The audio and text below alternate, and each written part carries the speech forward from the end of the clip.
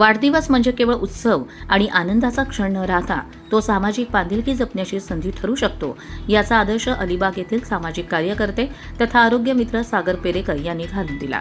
आपली कन्या हितवी हिचा वाढदिवस त्यांनी सामाजिक दायित्वाचं भान ठेवून वृद्धाश्रमातील ज्येष्ठ नागरिकांसोबत साजरा केला.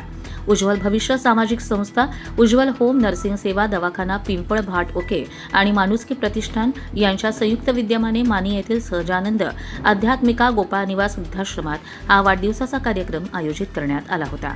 यावेळी ज्येष्ठ नागरिकांना आपल्या आनंदात सहभागी करून घेत त्यांच्या चेहऱ्यावर काही क्षण आनंद फुलवण्याचा प्रयत्न करण्यात आला.